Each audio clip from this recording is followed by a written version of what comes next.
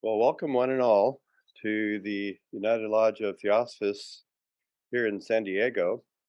And today is a very special day. We are commemorating the life and work and legacy and message of Helena Petrovna Blavatsky. And it says here in the Aquarian Almanac, which is our reference guide for our subject titles this year, that the lead quote in the Aquarian Almanac from R.N. Iyer is H.P. Blavatsky pointed to the primeval revelation granted to the ancestors of the whole race of mankind. Today we will be hearing about the life of Helena Petrovna Blavatsky. The presentation will be given by Kurt Gradine. He has graciously signed on for this, and all of his presentations are quite remarkable. And it'll be followed by 4 readings, one from the Bhagavad Gita, another from the Light of Asia. These 2 sources of readings, by the way, are per HPB's request. It was she had requested that on her death anniversary that readings from the Gita and the Light of Asia be read. There'll also be a reading from H.P. Blavatsky herself and also one from Raghavan Iyer. So we very much look forward to your participation. And Kirk, it's all yours. Thank you, Jonathan.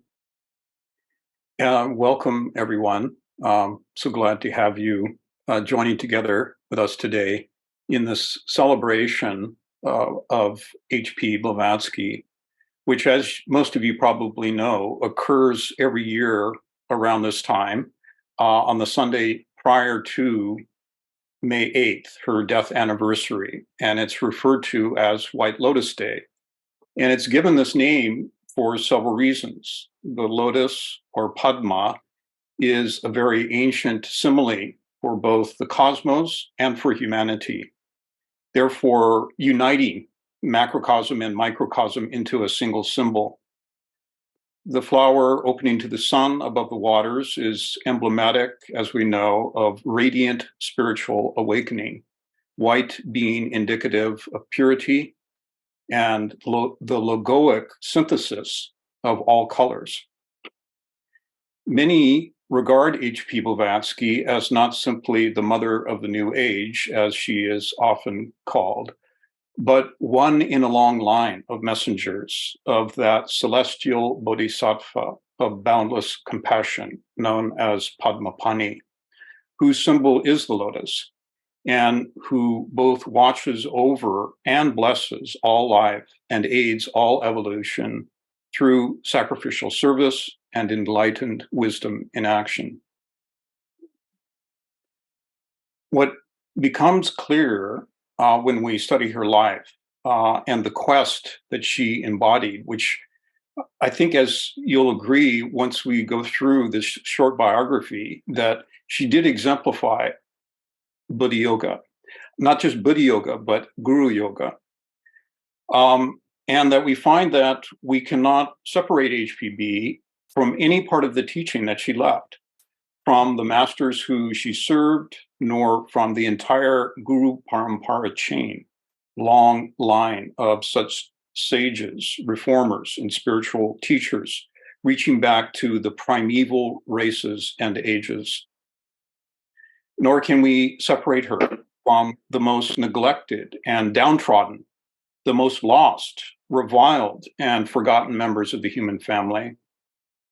In fact, if we take her teaching to heart, we cannot separate her from any being whatsoever, any life atom or kingdom of nature, visible or invisible, which she sought to awaken our love for and our sense of unity with through a unique and Buddhic articulation of the timeless perennial philosophy.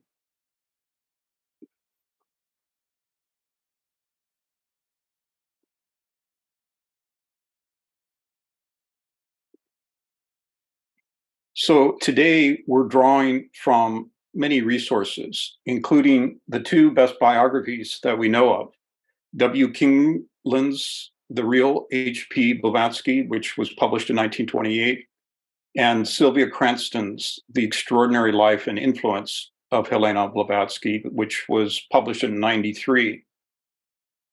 Based on their narration, we can divide HPB's mysterious 60-year incarnation into 5 main periods. The first, from birth in 1831 to 17 years of age, at which point she renounced the comforts of conventional home and family life in favor of an irrepressible spiritual quest to fulfill her life's dharma as a servant and messenger of her guru and master. The second, from age 17 to age 41, a 25-year period about which the least is known, where she tirelessly crisscrossed the globe several times, fearlessly educating, maturing, and training herself in the most remote and hidden centers of occult practice, of mystic and esoteric study worldwide. The third period is marked by her third arrival on American soil in 1873, where she settled for 6 years, eventually becoming an American citizen, and where she began her more public literary, organizational, and teaching efforts. And this, of course, included the formal inauguration of the Theosophical Society in New York City on November 17th, 1875. Then, after writing and securing the publication of Isis Unveiled, she left the US for India in 1879, marking the beginning of the fourth stage. And during this 6-year period in India, under her magnetic tutelage and masterful instruction, dozens of branch societies were established, including the TS headquarters in Adyar, Madras. Then in 1885, in a coma and pronounced on the verge of death by her doctors, she was dramatically revived through the intervention of her master in order to complete the final 6 years of culminating effort. Returning to Europe that year, she immediately began the writing of The Secret Doctrine, her magnum opus, published only 3 years later in 1888. And this was quickly followed 1 year later by the publication of The Voice of the Silence and The Key to Theosophy in 1889. It was in the final phase in London that she also met Mohandas Gandhi, who subsequently became an associate of the TS there. In addition, just 2 years before passing, she established an esoteric section of the Blavatsky Lodge, modeled on the trans-Himalayan tradition, designed to support and nourish the public work and prepare students for the rigorous discipline, trials, and demands of the practical embodiment of the Bodhisattva ideal in the service of humanity.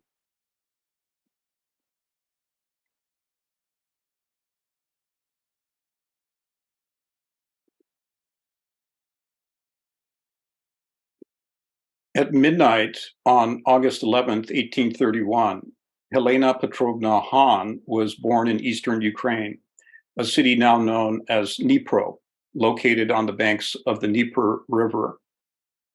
Descendant of a line of aristocrats of German and Russian nobility, her family name Hahn literally means rooster.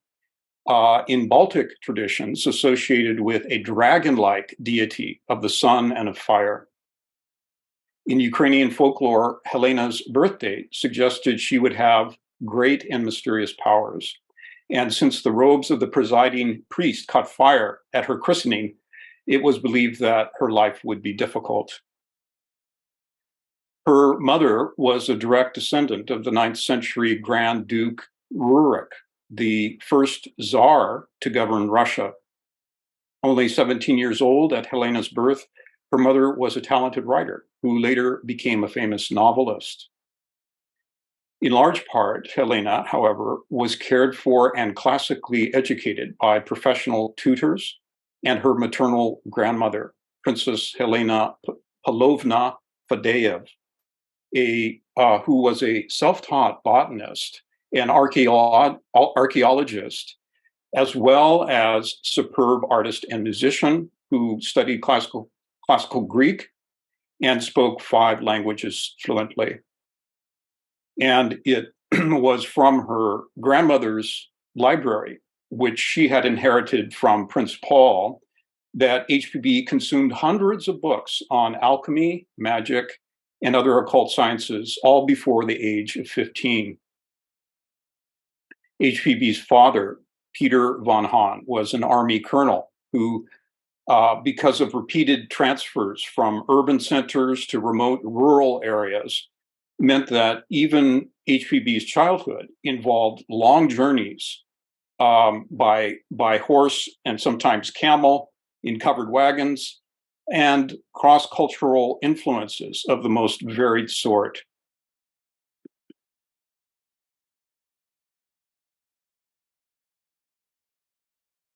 Sorry.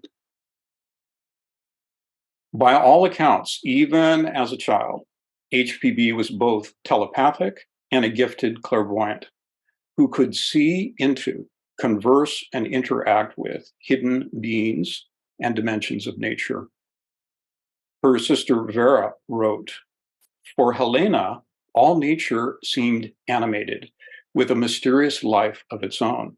She heard the voice of every object and form, whether organic or inorganic, and claimed consciousness and being, not only for some mysterious powers, visible and audible to herself alone, in what to everyone else was empty space, but even for visible but inanimate things, such as pebbles, molds, and pieces of decaying phosphorescent timber. Like a trained psychrometer, she could or she would captivate the other children with long stories of events linked to the objects, artifacts, and animals around them, as though she had actually witnessed them herself. In addition, from the age of 4, she wrote in her adult life that she could make bells ring, move furniture, and other objects about, which were common occurrences in the Han household, through the use of her astral body acting independently of the physical.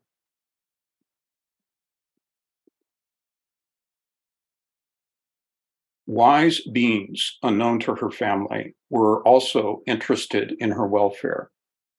According to A.P. Sinnett, from her earliest recollections, HPB would see daily visions of a mature protector whose imposing appearance dominated her imagination. In later life, she met him as a living man and knew him as though she had been brought up in his presence. On several occasions during her childhood, Helena's life was saved in mysterious ways, apparently through her guru's timely intervention.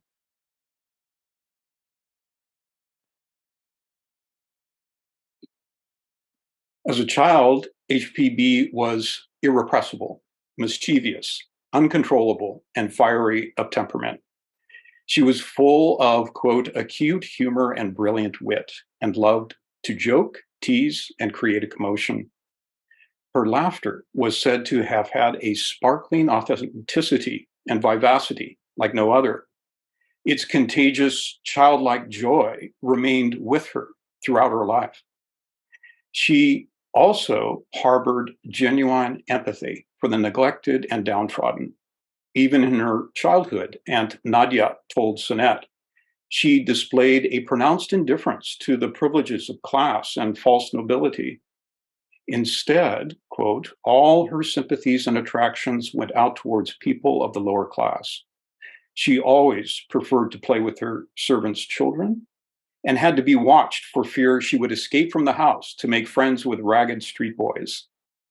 She was so kind and so daring that she was ready to give everything away to the needy, to do everything for a remembered friend, and to decide upon any action in defense of the injured, while, quote, she never remembered evil or injury done to herself.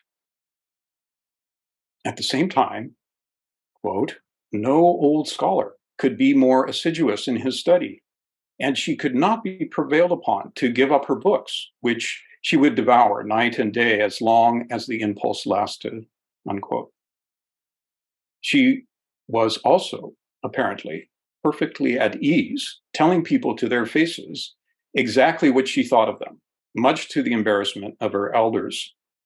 And this was also a trait that she carried with her into adulthood, unwilling to coddle the polite pretensions and hypocrisies of the false ego in any that she encountered.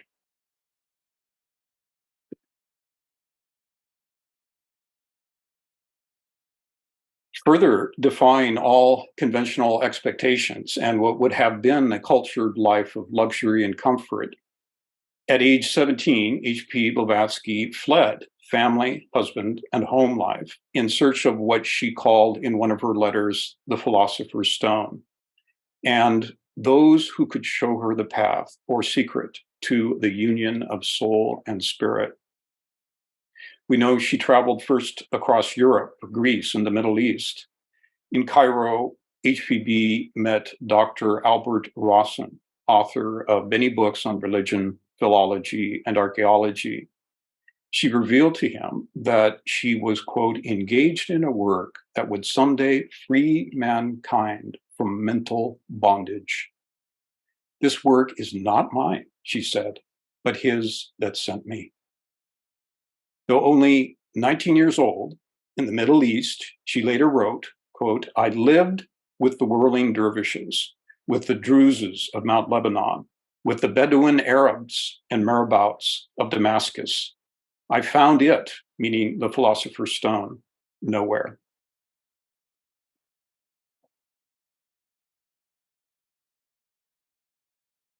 The turning point came in 1851, the year of the Great Exhibition in Hyde Park, London, and its famous Crystal Palace, housing the latest technologies and wares of all nations, vowed to secrecy regarding the event.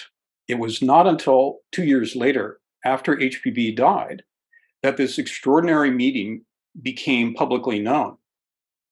Amidst an Indian delegation that was present there in London for the exhibition was a tall Indian gentleman who she immediately recognized as her guru, protector, and blessed master. Quote, he spoke of a work he was about to undertake, unquote, which required her cooperation and for which she would be attacked and vilified in the court of public opinion. Quote, to prepare for it, she would need to spend 3 years in Tibet, unquote. From that day forward, she later narrated, everything was done in strict obedience to her teacher. From that moment, her extraordinary energies and indomitable will were focused upon one aim, to serve the masters without fail.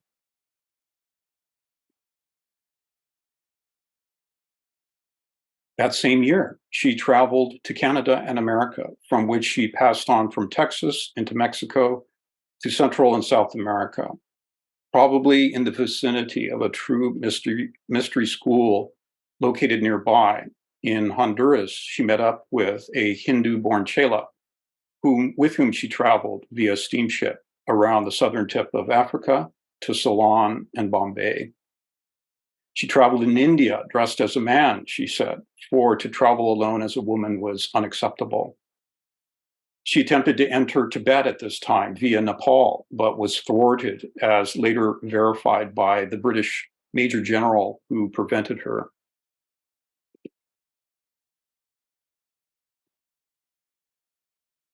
In 1854, age 23, HPB returned to England, where, according to Vera, she was detained there for some time under contract. Quote, having distinguished herself by her musical talents, she became a member of the Philharmonic Society. While in London, she again unexpectedly met her teacher on 2 brief occasions.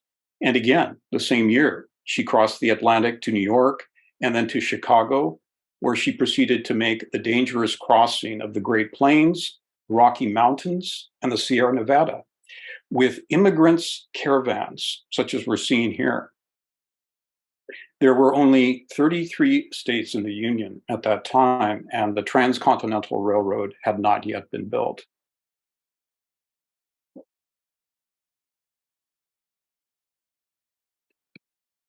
From San Francisco, she embarked by steamship again to the Orient, arriving in India for the second time, age 25, in 1856. Not only did she meet and travel with the Mahatmas, their chelas and disciples on this occasion, but was also able to enter Tibet via Kashmir.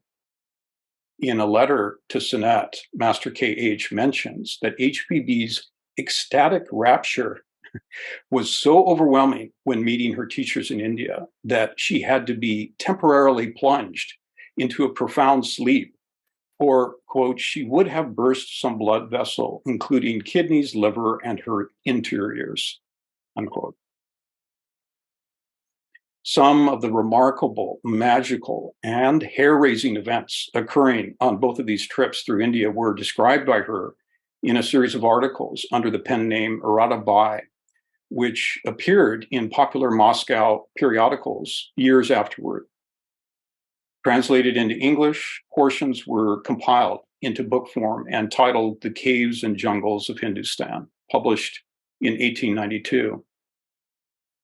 And by the way, we ran across this note that in 2012, this Russian author, historian, and Indologist, Alexander Senkovich, wrote that these essays, at the time they appeared in Russia, were a stunning success.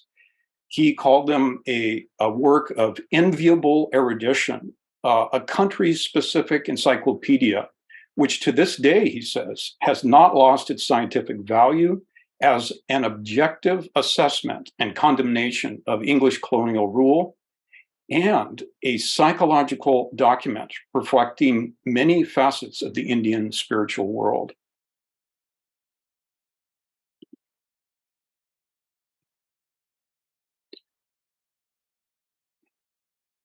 Apparently, her mission was requiring her to learn firsthand, both empirically and metaphysically, the complexities and possibilities of human nature, both for good and for evil, the nature of both white magic and black magic.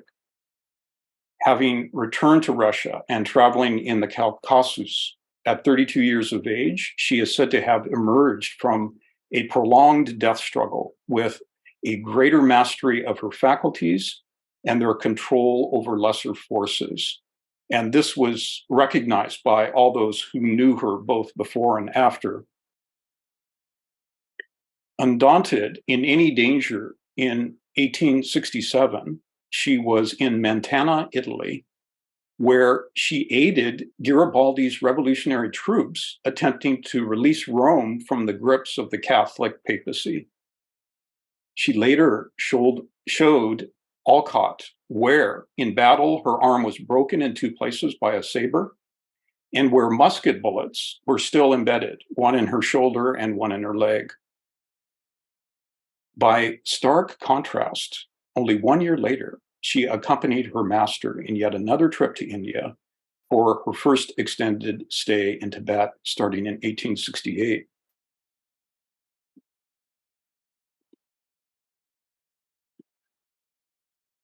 HPB indicated that Tibet is only one of several esoteric schools, quote, the seat of which is beyond the Himalayas and whose ramifications may be found in China, Japan, India, Tibet, and even Syria, besides South America. That's a quote from the SD Volume 1. In her letter, she stated, quote, there is beyond the Himalayas a nucleus of adepts of various nationalities, and the Teshu, that is the Panchen Lama, knows them, and they act together. And some of them are with him and yet remain unknown in their true character, even to the average lamas, unquote. All such adepts, she said on another occasion, having the capacity to veil or unveil themselves as needed. Quote, my master and KH and several others I know personally are there, coming and going, and they are all in communication with adepts in Egypt and Syria and even Europe.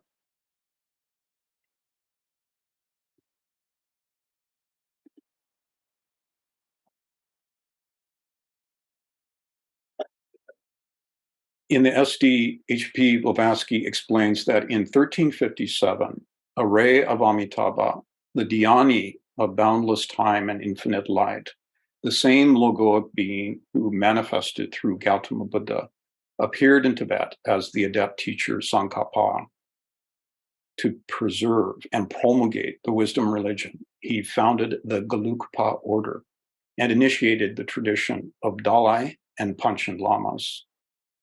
This was one aspect of an unfolding series of 7 impulsions to occur in the last 25 years of each century, in which efforts by the masters would prepare humanity through mental and spiritual revitalization for the distant 6th subrace. Tsongkhapa's direct disciple, Gedun Drup, was the first Dalai Lama, who founded Tashi Lumpo in 1477.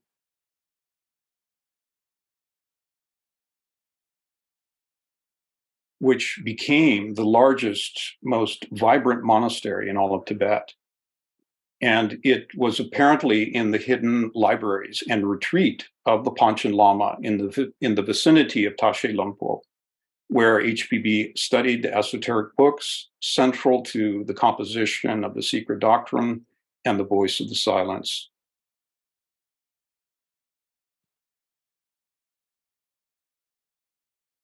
Shortly after returning to Europe, HPB received orders to go again to New York. She left the following day, but gave up her first-class ticket to purchase 4 steerage tickets for herself, a destitute woman, and her 2 children, in what must have been a nightmarish 2-week excursion below deck on rough seas. Arriving in New York on July 7th, 1873, she established herself, earned a simple living, and began to meet the people most deeply involved in the examination of spiritualistic phenomena. And this marked the beginning of a 6-year stay in America that led to her meeting H.S. Olcott and W.Q. Judge in 1874. The first meeting between Judge and HPB is famous, for it altered Judge for life and profoundly affected the Theosophical movement. Having seen, quote, the lion's glance, the diamond heart of HPB, Judge spent many evenings learning from her. From midnight to 4 a.m., he wrote, were, quote, glorious hours spent in listening to the words of those illuminated ones who came when all was still and talked by the hour, watching or instructing us. HPB's involvement with spiritualistic groups in her early days in America is often misrepresented. Spiritualism was the rage in both Europe and America. Seances were held even in the Lincoln White House. On the one hand, HPB knew that psychic phenomena could help to awaken both modern science and dogmatic religion to the reality of hidden planes and latent capacities in human nature. On the other hand, she and Judge repeatedly point out in their writings how spiritualistic phenomena are misunderstood by the spiritualists themselves, that mediumistic practices have long been known in the East as necromancy, a form of black magic, gravely dangerous and positively ruinous to moral and spiritual development.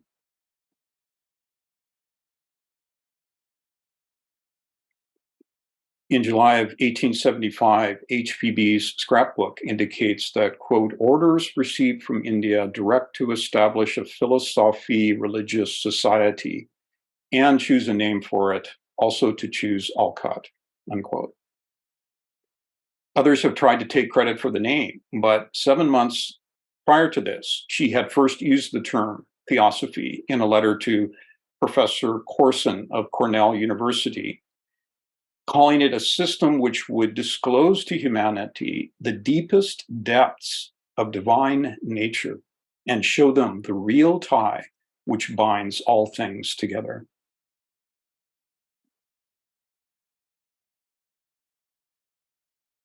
In the first 2 years, the Theosophical Society attracted little public attention, though HPB received a continuous flow of visitors, it is said, from around the world at her home, nicknamed the Lamasery.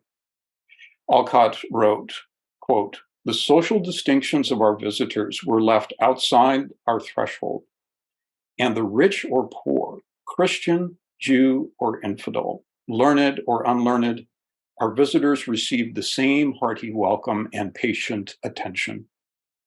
HPP was so great an aristocrat as to be at ease in the highest society, and so thorough a democratic altruist as to give cordial hospitality to the humblest caller," unquote.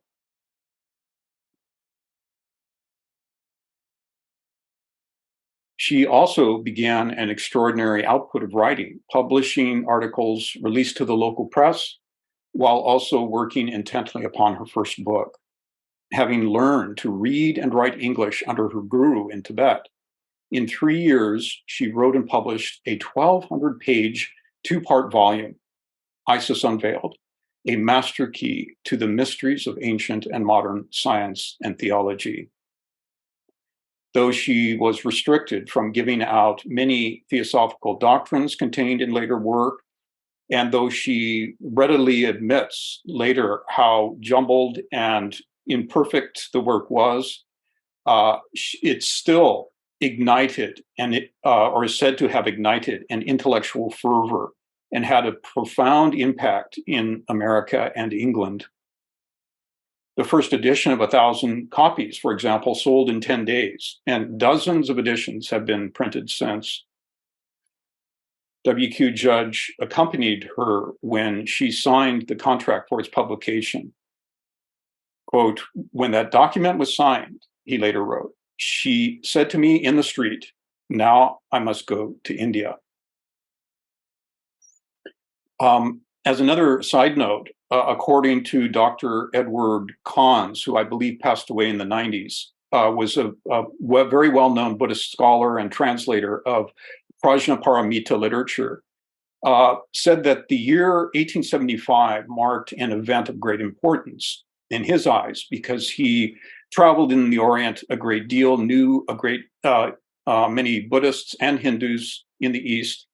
He says that prior to European civilization, prior to this period, European civilization seemed immensely strong, and even the educated in India, Ceylon, and Japan felt they had no option but to adopt the Western system. Christian missionaries looked forward to speedy mass conversions.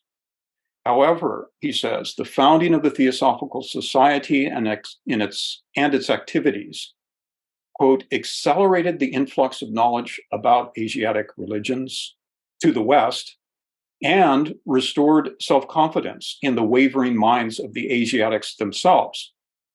Theosophists from Asia, or from Russia, rather, America, and England, he said, quote, appeared among the Hindus and Ceylonese to proclaim their admiration for the ancient wisdom of the East.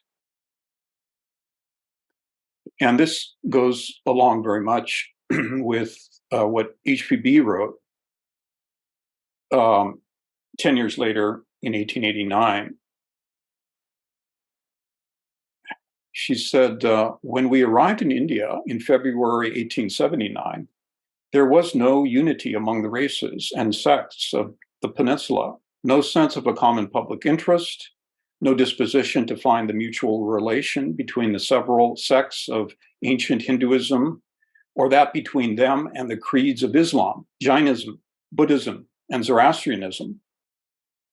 Social and religious, as well as material and physical differences, were breeding race hatreds, she said, sectarian and social antipathies that seemed insurmountable. Quote, 10 years have passed, and what do we see? Throughout India, unity and brotherhood have replaced the old disunity. 125 branches of our society have sprung up in India alone, each a nucleus of our idea of fraternity, a center of religious and social unity. She goes on to list the many specific influences the society and its members have had on Indian culture: the formation of the Indian National Congress, the revival of the non-sectarian strains of Hinduism and Buddhism, advances in educational practices where students are made more aware of their ancient ancestral teachings and their scientific basis, and a general revival of interest in Sanskrit language and scholarship. But then she adds that the key to all our successes is what she called occultism, our recognition of the fact of the higher self, colorless, cosmopolitan, unsectarian, sexless, unworldly, altruistic, and the doing of our work on that basis, unquote. It was only that sacred affirmation, she said, an appeal to the intuition that could touch the heart, she wrote, quote, and sweep away the old barriers and turn the rulers of nations away from selfish war and schemes of conquest.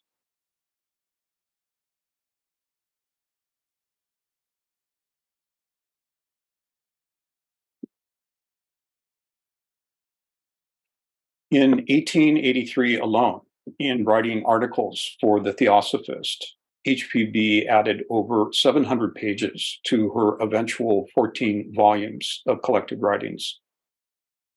The society by now had a broad international impact, and its success was marked by the appearance of real chelas like Damodar Mavalankar and Bhavani Shankar, as well as a host of jealous and small-minded self-seekers, all great spiritual teachers or moral reformers, as we know, challenge the narrow judgments and prejudices that lie deep within the human psyche. The esoteric wisdom which H.P. Blavatsky was commissioned to bring into the world was at the same time a severe blow to any thought form which was stagnating, claustrophobic, or in any way detrimental to the tidal wave of philosophical mysticism and altruism arising within humanity. Opposing forces were many, from Orientalists and less perceptive scholars, from proponents of exoteric religion or sectarian dogmatism, from spiritualism and materialistic science, but also from those whom she personally aided and helped the most. Attacks also came from students within the movement. On invisible planes, no doubt, the battle was most severe. It was not the Indian climate, explained her master later, that adversely affected her health, but the forces which opposed the proper fruition and of her incarnation and of the movement.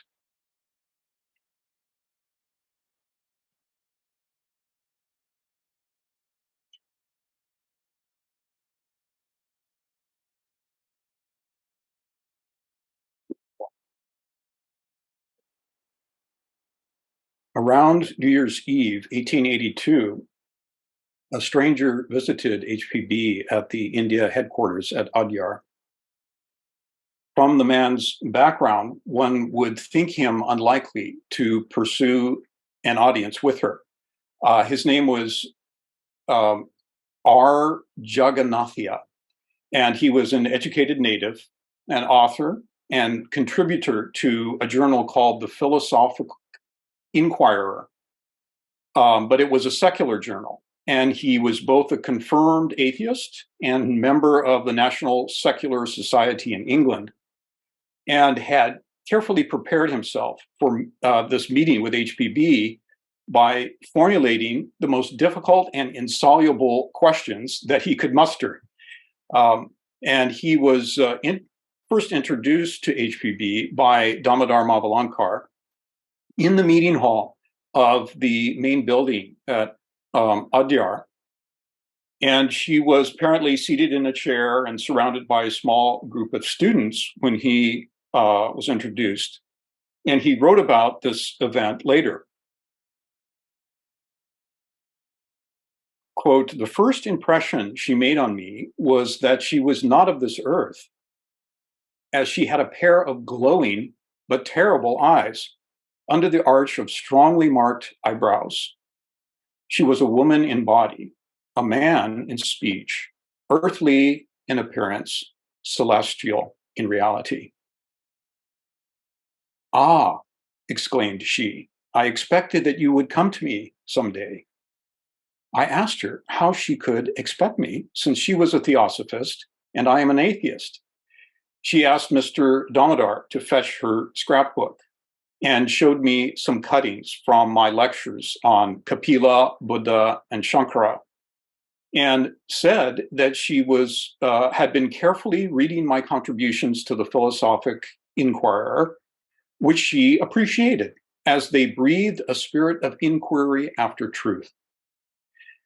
As secularism was insufficient to satisfy my higher aspirations, she reasonably concluded that I would go to her for further light on the problem of problems, the mystery of life and death. So, as you know, I'm quoting directly now from his writing. But he speaks about, and you can imagine how stunned he is in the way that she's greeted him in this way. But then she asks him, please, to go ahead with his questions. And I think I have quotes here. Oh yeah. So this part I've already read.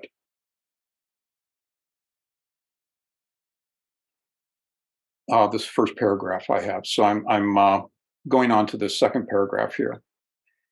To my great astonishment, she took up question after question and answered each most elaborately and satisfactorily. She occupied nearly 3 hours that day in solving my questions. The array of facts she cited in support of her forcible and incontrovertible arguments, historical, philosophical, and scientific, confused my poor intellect. The whole audience was spellbound, and one peculiar point in her answering I cannot afford to omit. Her mastery of the various subjects was such that in her answer, all the side questions were anticipated and disposed of once for all. On the second and third day, we were thus occupied for hours in the presence of the same audience, as the interest daily increased in proportion to my more and more difficult questions and her most able and satisfactory answers.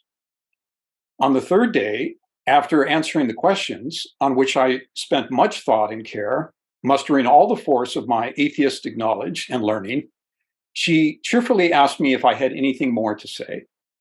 Readily and unreservedly, I answered that my stock was exhausted, and this afforded food for laughter for a few minutes to the whole company.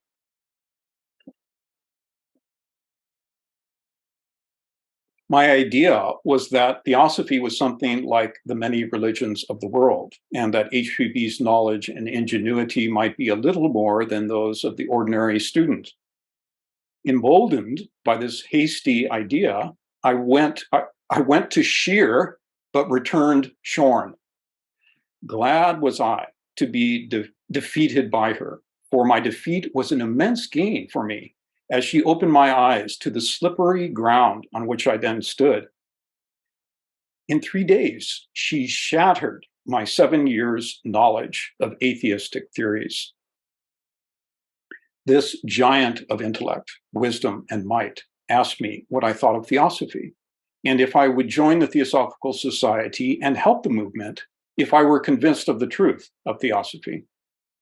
She founded the Theosophical Society, she said, under the orders of her guru, an Indian Mahatma, a rishi, and came to disseminate a knowledge of Brahma Vidya, the wisdom religion. But to her regret, many an intelligent and learned Hindu kept aloof from the movement and looked with some suspicion on her for her Western origin and alien race.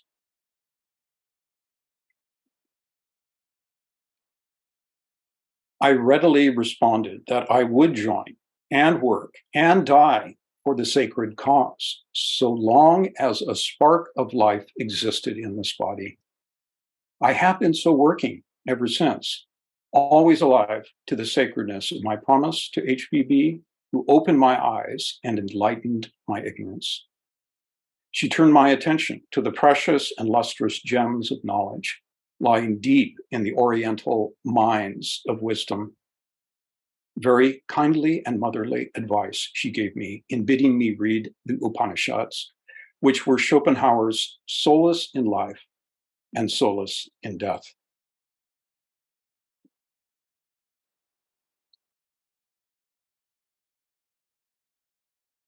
Very touching story. So we're going to end this portion with a quote from W.Q. Judge, her most faithful and truest friend, and who wrote the following after her passing. Her aim was to elevate the race. Her method was to deal with the mind of the century as she found it, by trying to lead it on, step by step, to seek out and educate a few who, appreciating the majesty of the secret science and devoted to the great orphan humanity, could carry on her work with zeal and wisdom. To found a society whose efforts, however small it might be, would inject into the thought of the day the ideas, the doctrines, the nomenclature of the wisdom religion, so that when the next century shall have seen its 75th year, the new messenger coming again into the world would find the society still at work, the ideas sown broadcast, the nomenclature ready to give expression and body to the immutable truth, and thus to make easy the task, which for her since 1875 was so difficult and so encompassed with obstacles in the very paucity of the language, obstacles harder than all else to work against.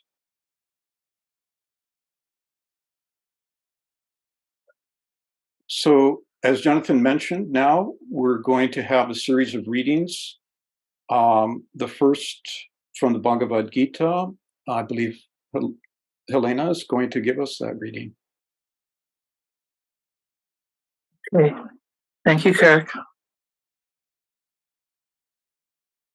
From Judges Gita, Chapter 7. Krishna. Among thousands of mortals, a single one, perhaps, strives for perfection. And among those so striving, a single one knows me as I am.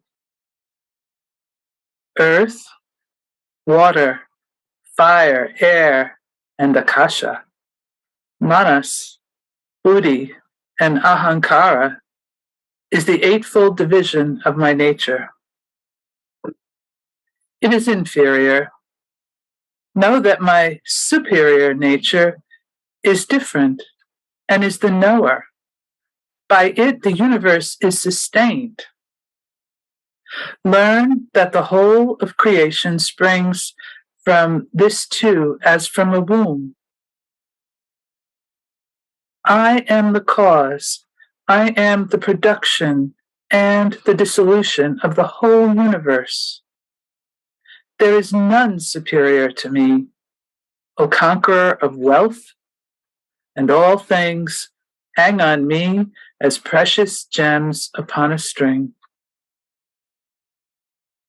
I am the taste in water, O son of Kunti, the light in the sun and moon, the mystic syllable Om in all the Vedas, sound in space, the masculine essence in men, the sweet smell in the earth, and the brightness in the fire.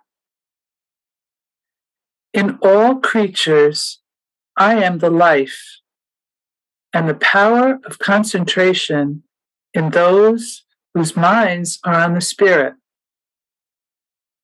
Know me, O son of Prita, as the eternal seed of all creatures.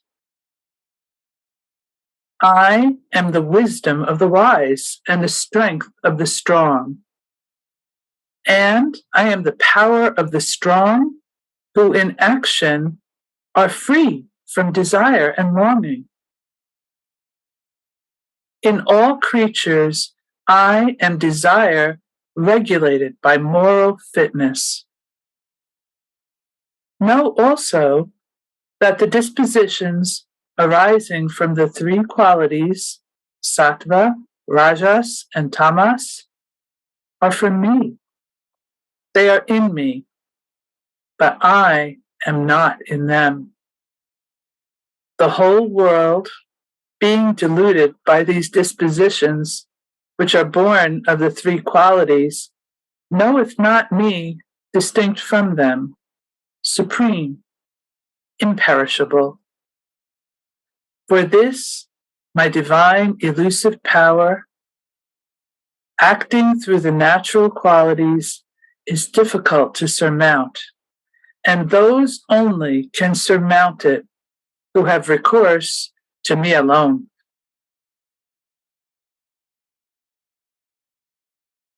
Thank you so much. Desiree, I believe are you giving a second reading? Please go ahead.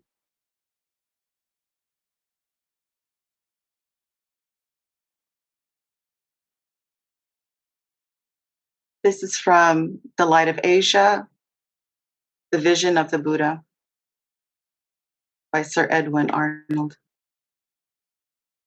And in the middle watch, our Lord attained abhidya, insight vast, ranging beyond this sphere to spheres unnamed, system on system, countless worlds and suns, moving in splendid measures, band by band, linked in division, one yet separate.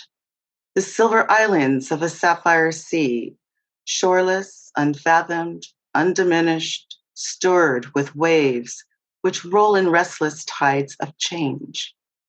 He saw those lords of light who hold their worlds by bonds invisible, how they themselves circle obedient round mightier orbs, which serve profounder splendors, star to star, flashing the ceaseless radiance of life from centers ever shifting unto cirques, knowing no uttermost. These he beheld with unsealed vision, and of all those worlds, cycle on epicycle, all their tale of kalpas, mahakalpas, terms of time, which no man grasps, yea, though he knew to count the drops of Gunja from the springs to the sea, measureless unto speech, whereby these wax and wane, whereby each of this heavenly host fulfills its shining life and darkling dies.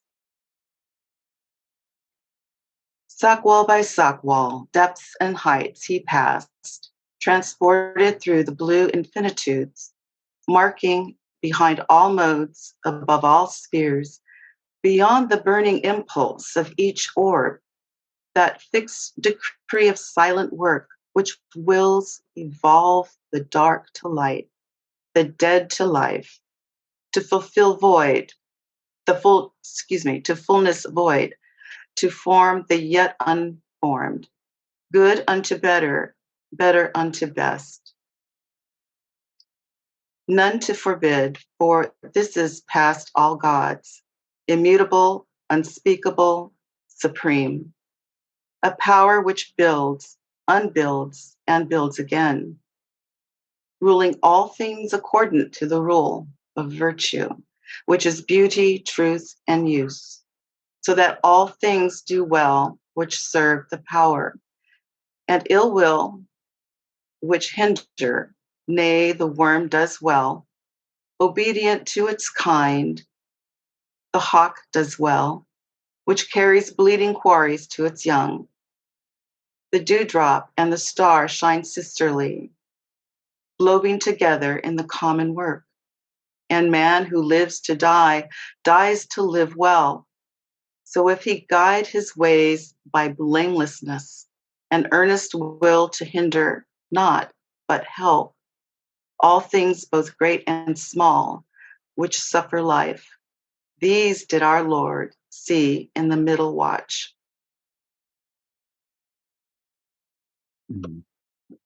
Thank you so much.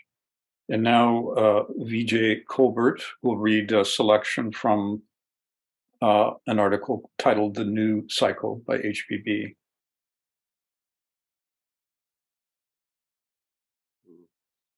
That's not it. And you might have to go up and down like that with two fingers. Let it be known, however, that these pages are not written for the masses. They are neither a call for reform nor an effort to win over our views those who are happy in life. They are addressed only to those who are ready to understand them, to those who suffer, to those who are thirsty and hungry for any reality in this world of shifting shadows. And why should those not have enough courage to give up their frivolous ways of life? Above all, their pleasures, and even some of their business interests, unless the care of these interests is a duty owed to their families or others.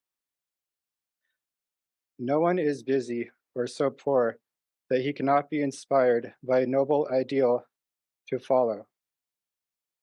Why hesitate to blaze a trail toward that ideal through all obstacles, all hindrances, all of the daily considerations of social life, and to advance boldly until it is reached?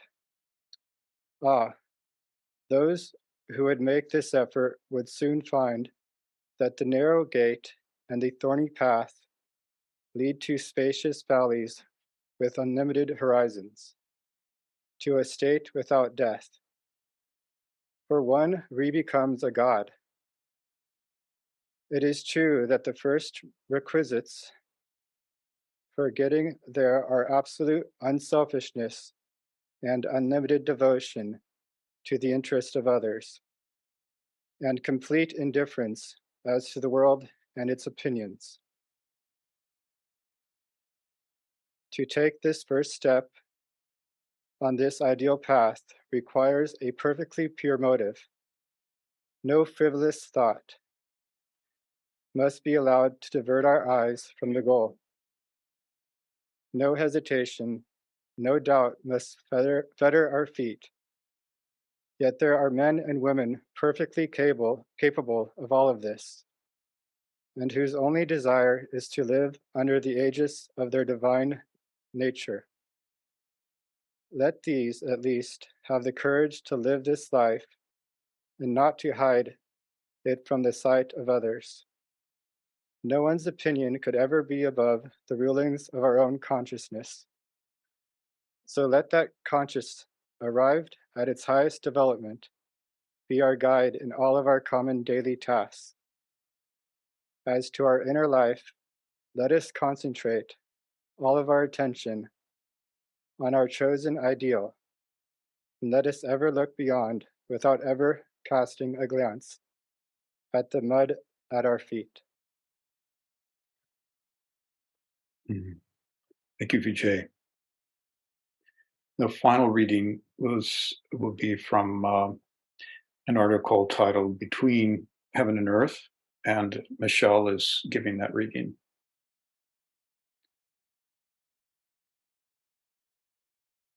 It's written by Sri Raghava Nair. Soon after their descent, the gods, the pristine sons of wisdom, who incarnated into the third race, engendered through Kriya Shakti, the sacred progeny of the truly twice-born, the fabled sons of Ad, the mythic sons of the fire mist, the immaculate sons of will and yoga. What they emanated in unison was a wondrous collective being. Bodhisattvic golden egg, a mysterious Bodhi tree and deathless fountainhead, the tree of noetic wisdom, from which arose all the initiated adepts and godmen, gurus and sages of the human race in subsequent epochs of evolution. The arcane teachings affirm that Dakshinamurti, the initiator of initiates, was the original Jagadguru. Amitabha, Rishi Narayan, or Sri Krishna, the Ancient of Days, who stood as Shiva, Avalokiteshvara, behind Buddha, Shankara, Pythagoras and Plato, Confucius and Lao Tzu, Christ and Paul, Count Saint-Germain and Claude de Saint-Martin, Cagliostro and Mesmer, H.P. Blavatsky and William Quan Judge. There have always existed on earth the secret mystery temples in which the whole life of the neophyte, through a series of preparatory initiations, must eventually lead to grateful prostration before the great sacrifice, Adiyajna, and a host of hierophants, the Buddhas of contemplation, silently sustaining the whole world, the wheel of samsara, the great chain of being. It was H.P. Blavatsky's accredited privilege to transmit this ancient and sacred teaching in a memorable hymnody in the secret doctrine, from which every Lanu may derive inspiration and strength in reawakening the mighty power of sacrifice. The invocation of Adiyajna through Agni Yoga by the grace of Adi Sanat, the Mahat Atman. And from the secret doctrine, the being just referred to, which has to remain nameless, is the tree from which, in subsequent ages, all the great historically known sages and hierophants, such as the Rishi Kapila, Hermes, Enoch, Orpheus, etc., have branched off. As objective man, he is the mysterious, to the profane, the ever invisible, yet ever present personage about whom legends are rife in the East, especially among the occultists and the students of the sacred science. It is he who changes form, yet remains ever the same. And it is he again who holds spiritual sway over the initiated adepts throughout the whole world. He is, as said, the nameless one, who has so many names, and yet whose names and whose very nature are unknown. He is the initiator, called the great sacrifice, for sitting at the threshold of light, he looks into it from within the circle of darkness, which he will not cross, nor will he quit his post till the last day of this life cycle. Why does this solitary watcher remain at his self-chosen post? Why does he sit by the fountain of primeval wisdom, of which he drinks no longer, as he has naught to learn, which he does not know? Aye, neither on this earth nor in its heaven. Because the lonely, sore-footed pilgrims, on their way back to their home, are never sure to the last moment of not losing their way in this limitless desert of illusion and matter called earth life. Because he would fain show the way to that region of freedom and light, from which he is a voluntary exile himself. To every prisoner who has succeeded in liberating himself from the bonds of flesh and illusion. Because, in short, he has sacrificed himself for the sake of mankind, though but a few elect may profit by the great sacrifice.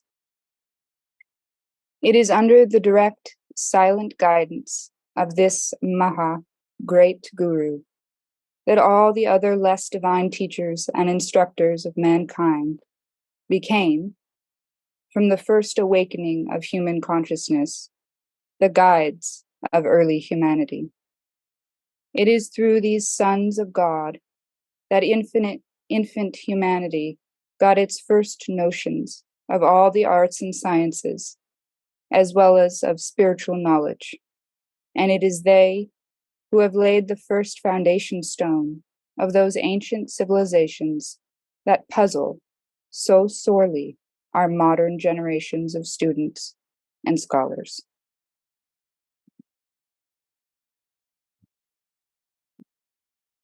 Thank you, Michelle.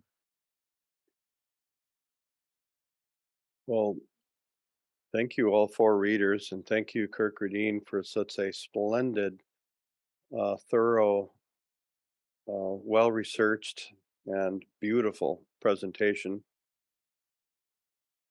How do you want to go about this, Kirk? This is the part we didn't really talk about much. You want to take a few questions, or you want to call it a meeting, or how do you want to do this? I think we should probably call it a meeting. Yeah. And leave on the tone of that last reading, which was so beautifully done. Yeah, that was really, yeah. Well, thank you for all four readers, and Kirk, thank you so much.